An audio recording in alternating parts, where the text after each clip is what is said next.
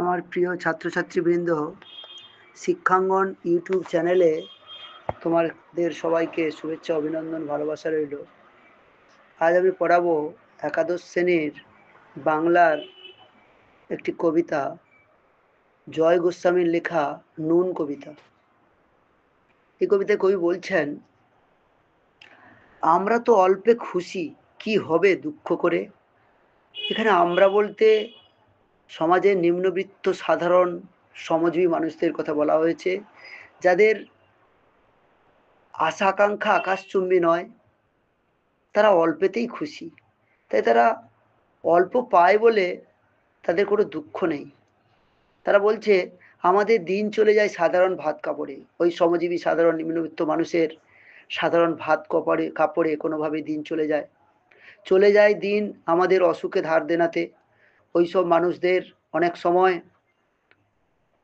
অসুখ ধার দেনাতে দিন চলে যায়। অসুখ হলে অনেক সময় ধার করতে হয়। রাত্রিরে দু ভাই মিলে টান দি গঞ্জিকাতে।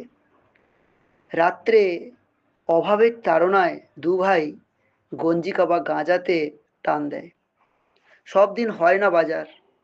এরা শ্রমজীবী মানুষ, সব দিন এদের বাজার হয় না, সব দিন উপার্জন হয় না। হলে হয় মাত্রা ছাড়া। যেদিন প্রচুর ইনকাম হয় বা উপার্জন হয়, তখন তারা প্রচুর বাজার বা কেনাকাটা করে। বাড়িতে ফেরার পথে কিনে আনি গোলাপ চারা।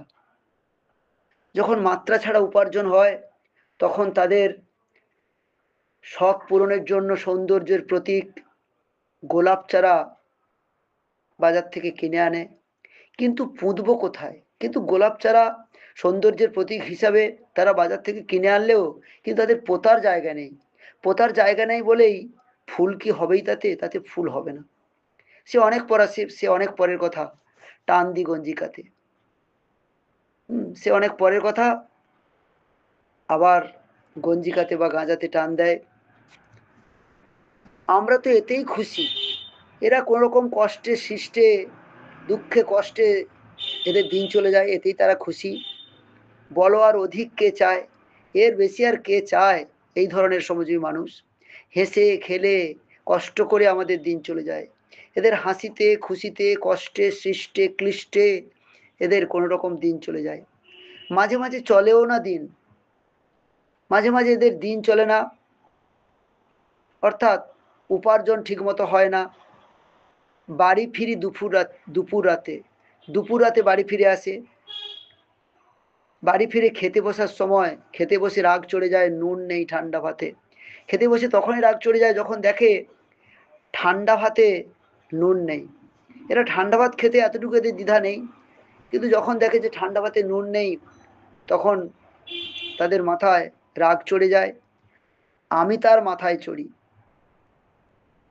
এরা যেমন রাগের মাথায় চড়ে, রাগও তাদের মাথায় চড়ে। বাপ বেটা দু ভাই মিলে সারা পাড়া মাথায় করি।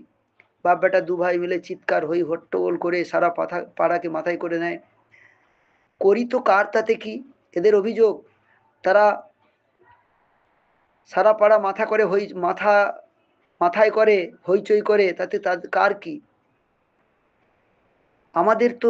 আমরা তো সামান্য লোক, আমাদের শুকনো ভাতে লবণের ব্যবস্থা হোক। এদের সভ্য সমাজের কাছে, সভ্য মানুষের কাছে একটাই দাবি। এরা সামান্য লোক, তাদের একটাই দাবি, তাদের শুকনো ভাতে লবণের ব্যবস্থা হোক। জয় গোস্বামীর লেখা এই নুন কবিতাটি তার বিখ্যাত কাব্য ভুতুম ভগবান থেকে নেওয়া হয়েছে। আজ এই পর্যন্ত।